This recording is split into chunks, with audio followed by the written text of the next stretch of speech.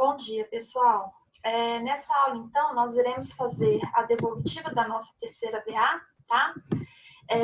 Eu vou estar comentando as questões com vocês, lembrando que, como as questões são randomizadas, a alternativa, a questão que aparece para mim, pode não ser a mesma que está aparecendo aí para vocês, tá bom? Então, eu vou comentar conforme a ordem que aparece aqui para mim, depois vocês conferem se é a mesma de vocês.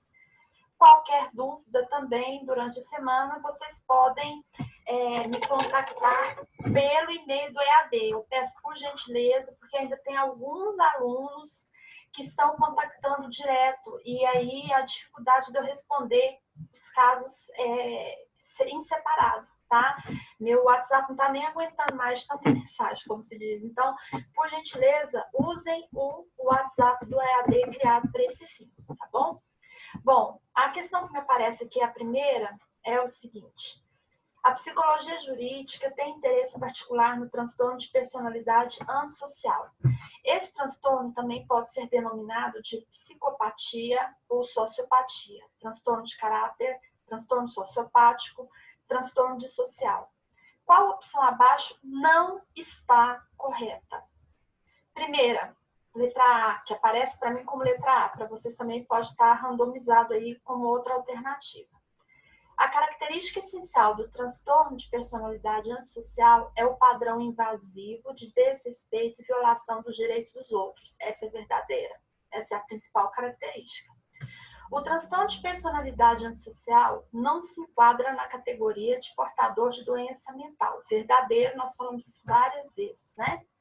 Os processos mentais responsáveis pelas funções da sociabilidade se estruturam de forma adequada nos indivíduos que apresentam transtornos da personalidade antissocial. Não se estruturam de forma adequada, eles não têm noção. Por isso que eles praticam, quando eles descambam para o crime, eles não têm a sensação de culpa, de remorso. Os criminosos comuns desejam riqueza, enquanto que os psicopatas manifestam gosto pela crueldade fortuita. Esse final aqui está correto, mas o início dele está falso, tá? Então, seria essa alternativa aqui, a falsa.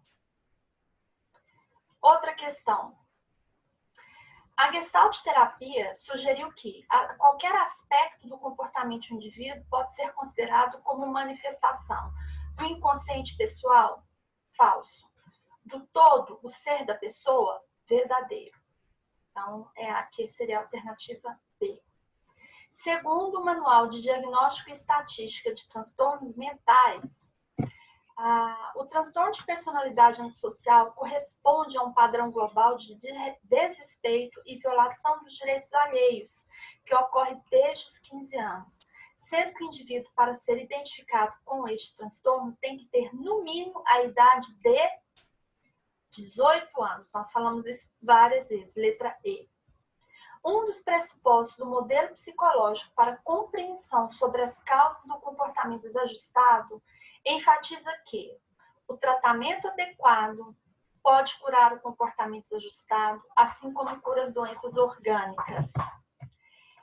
D. Então, aqui, um dos pressupostos do modelo para a compreensão enfatiza que o tratamento adequado ele pode curar o comportamento desajustado, assim como cura as doenças orgânicas? Não. Não é possível curar o comportamento, é possível você ajustar esse comportamento. Indivíduo com comportamento desajustado difere quantitativamente do indivíduo com comportamento normal. Exatamente, a quantidade de indivíduos com esse tipo de comportamento, ela é ainda bem menor, né? Comportamento desajustado indica que o ambiente social é incapaz de atender às necessidades dos seus integrantes. Falso. O ambiente ele é capaz de atender às necessidades dos seus integrantes. Comportamento desajustado não implica sofrimento, somente demonstra padrão ativo de conduta. Ao contrário, ele implica sofrimento, inclusive, principalmente para quem convive com um indivíduo que tem esse tipo de comportamento. E para ele próprio, né? Porque ele não compreende o que está acontecendo. Comportamento desajustado é modelado pela experiência e não sofre interferência de fatores biológicos. Falsos. Nós falamos também que alguns aspectos biológicos interferem nesse comportamento desajustado, leva ao comportamento desajustado. Foi até o caso da Ira de um Anjo, que eu pedi para vocês assistirem, né, o documentário, a história dela, da Beth, que foi abusada quando criança e começou a desenvolver transtorno obsessivo compulsivo, né? O transtorno compulsivo e o transtorno obsessivo desafiador. E ela já tinha traços ali desse transtorno de personalidade antissocial. Então, esse comportamento, ele sofre interferência tanto de fatores biológicos, né, de fatores ambientais, como fatores biológicos, a forma que a pessoa recebe, né, ele tem influência, inclusive, genética. Esse tipo de transtorno, ele pode vir de pais que são alcoólatras, que também têm o transtorno de conduta, ou que tem, por exemplo, uma esquizofrenia. Isso pode ser repassado, um comportamento desajustado para o indivíduo, e os fatores biológicos também levam ao comportamento desajustado. Então, ele sofre interferência de fatores biológicos. Aqui ela está falsa. A alternativa correta aqui é a letra B. O indivíduo com comportamento desajustado difere quantitativamente do indivíduo com comportamento normal. A outra questão. A Gestalt constitui uma das principais correntes teóricas da psicologia e surgiu como uma negação da fragmentação das ações e processos humanos, realizada pelas tendências da psicologia científica do século XIX, postulando a necessidade de se compreender o homem como uma totalidade. Sobre a Gestalt, é correto afirmar que ela questiona um princípio implícito da teoria behaviorista, que é a relação de causa e efeito entre estímulo e resposta, porque para os gestaltistas, entre o estímulo que o meio fornece e a resposta do indivíduo, encontra-se o processo de percepção. Então, essa aqui é a alternativa verdadeira, né? Ela não aceita essa premissa behaviorista que toda causa leva a um efeito. Para o Gestalt, depende da percepção dessa causa para gerar esse efeito. Ela acrescenta esse elemento aqui, que é a percepção. Transtornos de personalidade são caracterizados por problemas relacionados a distúrbios nos padrões de comportamento ao longo da vida, sendo o transtorno de personalidade antissocial o mais comum.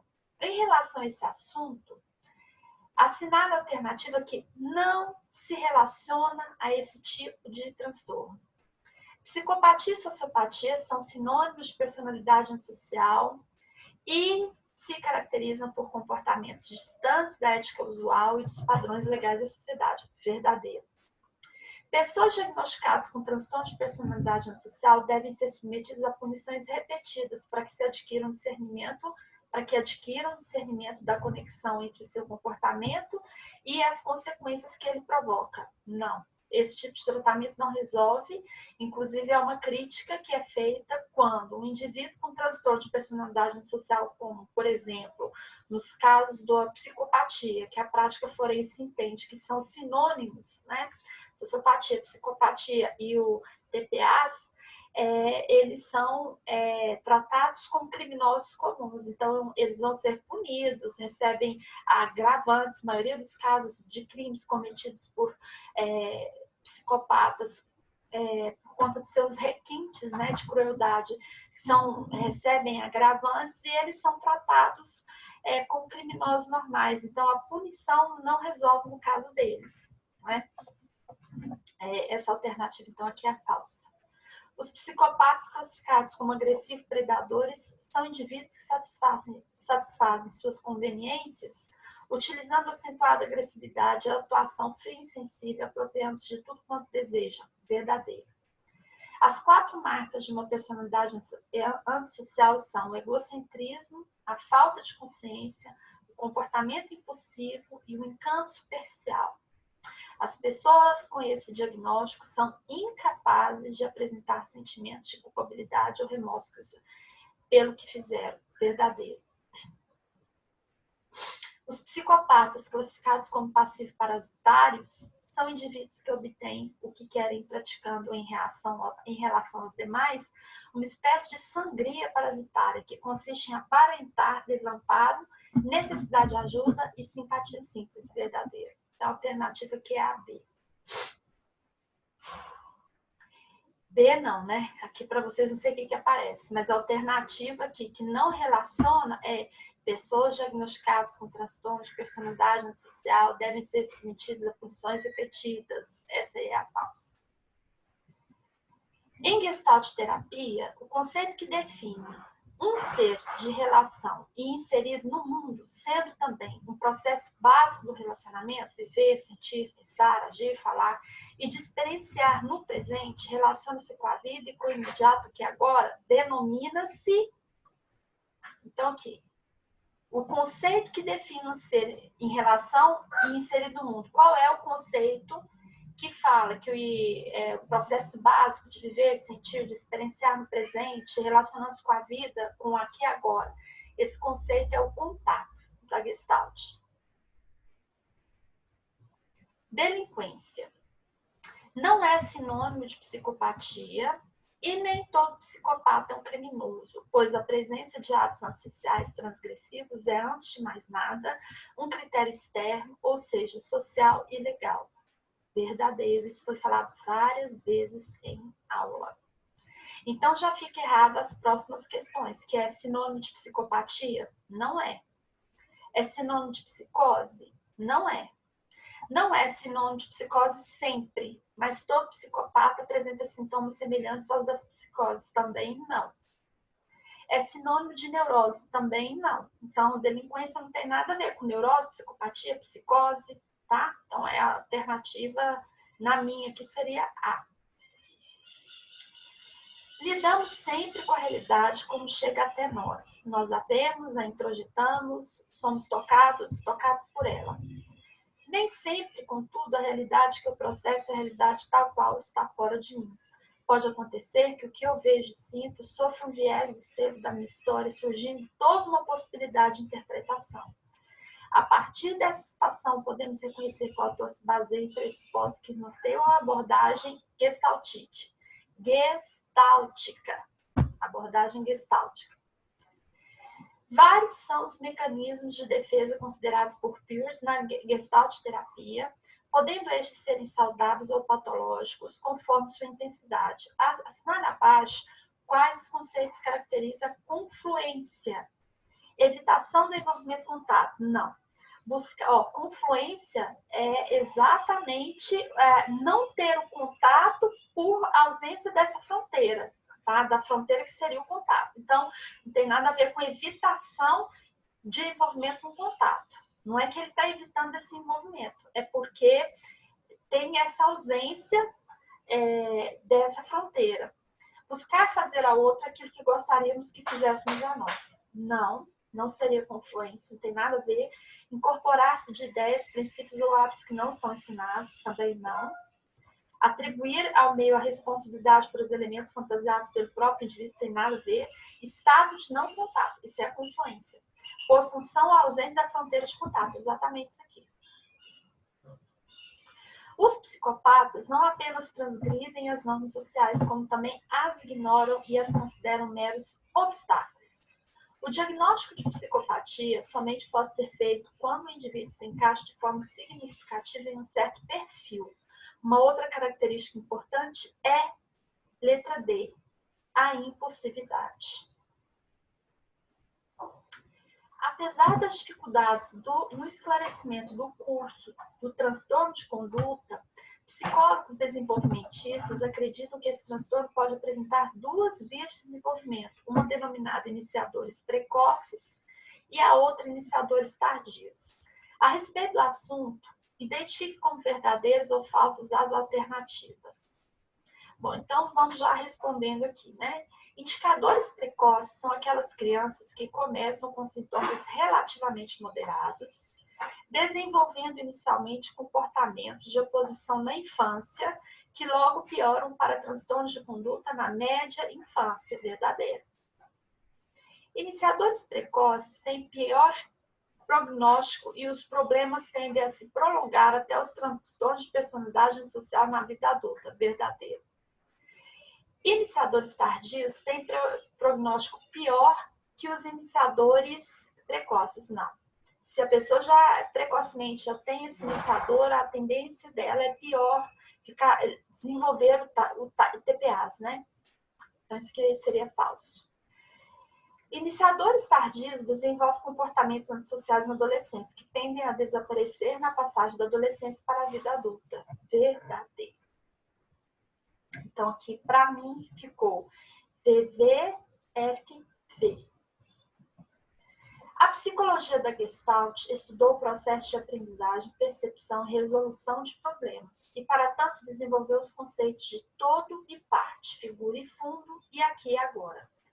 Sendo que a Gestalt terapia transpôs tais conceitos para o campo da psicoterapia e os utiliza para entender como o cliente se percebe e interage com o mundo exterior e com sua própria subjetividade. A ideia é como que ele interage, como ele vê esse mundo. Outra questão. Segundo o Manual Diagnóstico e Estatístico de Transtornos Mentais, os critérios diagnósticos do transtorno de conduta são padrão repetitivo e persistente de comportamento no qual são violados os direitos básicos dos outros, ou normas ou regras sociais importantes apropriadas à idade, comportamento que causa prejuízo no funcionamento social, acadêmico ou ocupacional. É esse aqui. Pelas opções aqui, é esse aqui. Outra questão. A teoria da Gestalt ofereceu algumas sugestões a respeito dos modos pelos quais os organismos se adaptam para alcançar sua organização e equilíbrio ótimos. Um aspecto dessa adaptação envolve a forma pela qual o organismo, num dado campo, torna suas percepções significativas, a maneira pela qual distingue figura e fundo, que é um dos características, né, para identificar que a teoria Gestalt trabalha, né? Bom, outra questão. Padrões de comportamento antissociais manifestados pelas crianças e adolescentes que provocam uma deterioração significativa no funcionamento cotidiano em casa ou na escola. Nessa definição, o termo comportamento antissocial foi utilizado como referência aos comportamentos relacionados a violações de regras sociais ou a atos contra os outros. Assinale a alternativa que apresenta, de acordo com o Manual Diagnóstico e Estatístico de Transtornos Mentais, o nome do problema de comportamento descrito. Isso aí é um transtorno de conduta. No que concerne ao transtorno de personalidade antissocial, assinale a opção correta. Os indivíduos diagnosticados com TPA apresentam dificuldade extrema de serem empáticos e tendem a ter autoconceito inflado e arrogante, verdadeiro. Outra questão. A respeito do transtorno de personalidade antissocial e de aspectos a ele relacionados, tanto na área da psicopatologia quanto na área jurídica, assinale a opção correta. Os transtornos de personalidade são derivados de lesão, afecção cerebral e de outros transtornos mentais. Não, eu não posso afirmar que eles sejam derivados dessa lesão. A sociopatia ou psicopatia é considerada atualmente uma enfermidade mental. Não, eles não são considerados enfermidades mentais. O mecanismo de projeção é um artifício exclusivo não é exclusivo das personalidades perversas. Eu tenho essa projeção em outros mecanismos de qualquer tipo de doença mental, né, que a gente considera como doente. Os psicopatas não se enquadram nos critérios de inimputabilidade, uma vez que são capazes de compreender a licitude de seus atos. Exatamente essa aqui, que é verdadeira.